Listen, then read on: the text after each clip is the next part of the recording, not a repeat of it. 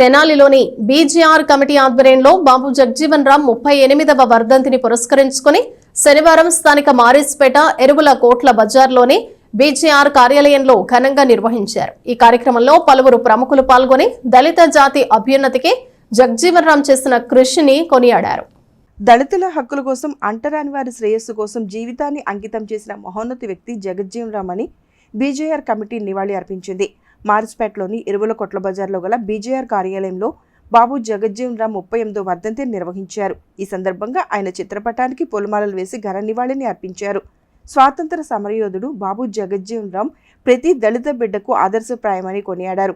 Bharat Ratna award ఇచ్చి ఆయనకు సముచిత స్థానాన్ని కల్పించాలని, అందుకు అన్ని రాజకీయ పార్టీలు ఏకతాటిపైకి రావాలని వారు కోరారు.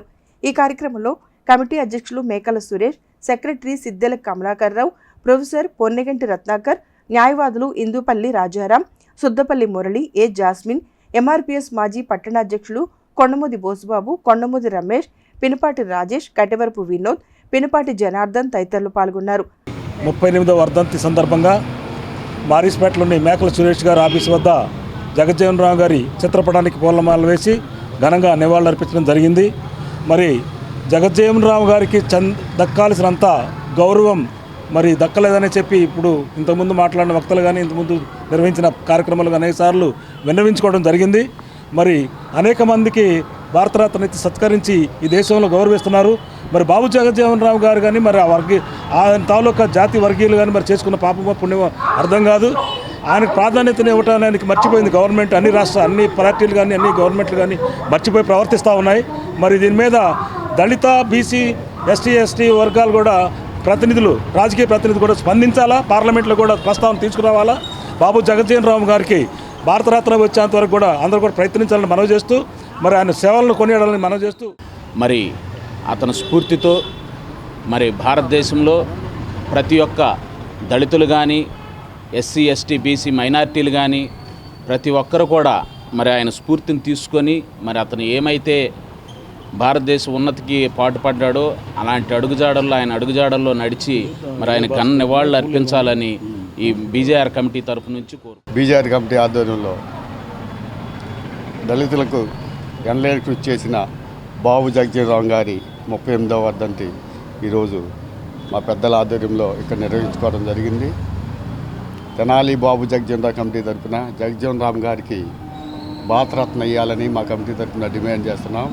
ఆయన సేవలు ఏ ఒక్క శాఖలో పనిచేసినా కానీ ఆ శాఖలు ఎంతో ఉన్నతంగా వెలుగొందాయి. దళితుల అభ్యున్నతికి ఆయన ఎనలేని కృషి చేశారు.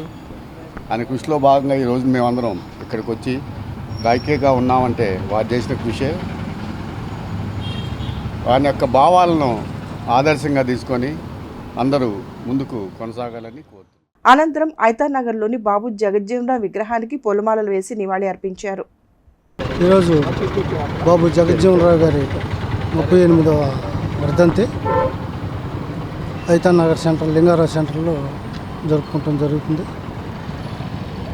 బాబు జగజ్జీవన్ రామ్ గారు బాల్యం నుండి విద్యాభ్యాసం నుంచి కుల వీక్షను ఎదుర్కొంటూ 2 కుండల సిద్ధాంతాన్ని నిర్మూలన చేసి, అలాగే స్వతంత్ర పోరాటంలో 27 సంవత్సరాలకే ఎమ్మెల్యే అయ్యి భారతదేశంలో ఒక రాజకీయ దురంధుడిలాగా, ఒక రాజకీయ భీష్ముడిలాగా ఆయన ఎన్నో పదవులు అలంకరించి ప్రతి పదవికి ఉన్నతమైన ప్రతి పదవికి వన్నె తెచ్చిన మహానుభావుడు బాబు జగజ్జీవన్ రామ్ గారు. అయితే ఈ దేశంలో కుల వివక్ష ఉందంటానికి కారణం ఆయనకు భారతరత్న ఇవ్వకపోవటమే. ప్రతి ఎస్సీలు ఈ దేశంలో 88 ఎంపీలు ఉన్నారన్నది ఒక అవగాహన. ప్రతి ఒక్కళ్ళు వాళ్ళ యొక్క పార్లమెంటు సీట్లలో పెట్టుకొని భారతరత్న ఇప్పించాల్సింది. ఈరోజు బాబు జగజ్జీవన్ రామ్ గారి 38వ వర్ధంతి. వారు